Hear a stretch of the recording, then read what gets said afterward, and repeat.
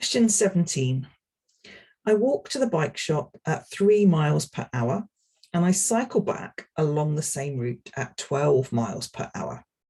What is my average speed in miles per hour for the time I'm actually traveling on the route? Now you could consider this kilometers per hour, whatever units you use, it doesn't matter for this question. You just work on the numbers that are in the question. So what we're doing, we start at home and we go to the shop.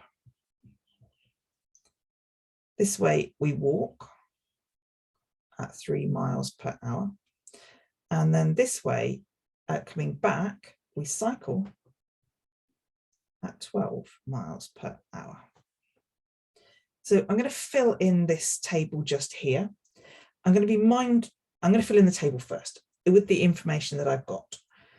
So the first leg, when you walk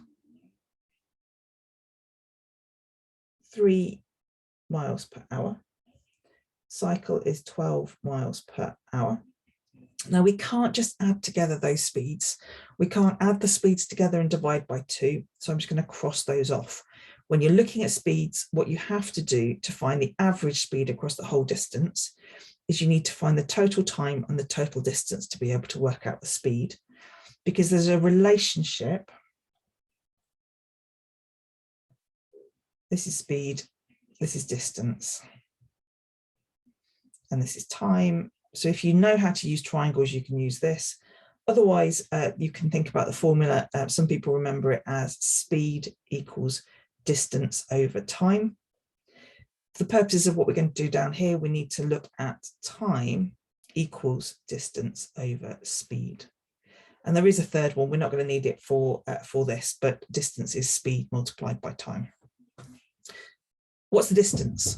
Well, we don't know what the distance is, so I'm just going to call it D. But when we add those distances together, the distance from here to here and the distance from here to here, it'll be 2D. And we know it's the same because you're going the same route. Time. We know what the distance, we're giving the distance a letter. We know the speed. So time equals distance divided by speed. So that's the distance and that's the speed. So we can represent time with this expression. Here is distance divided by speed. So we have two expressions for distance.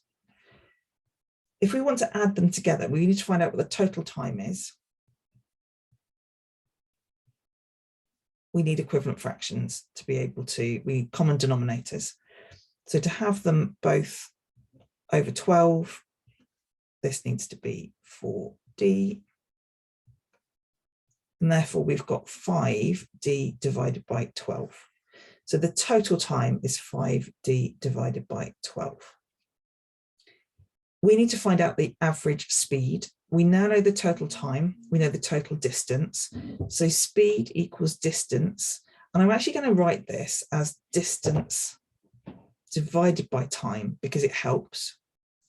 Distance is 2D.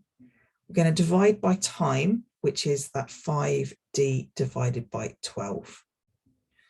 If we divide by a fraction, what we're doing is we are multiplying by the inverse, which is 12 divided by 5D, which becomes 2D multiplied by 12, which is 24D divided by 5D. D divided by D eliminates to 1, and therefore the answer is 24 divided by 5. And that's one of the answers. 24 divided by 5. If we work through 24 divided by 5, it's not 25. So therefore we've got 4 carry. 24 gives us 4.8. And the answer there is B, 4.8. The answer is B, 4.8.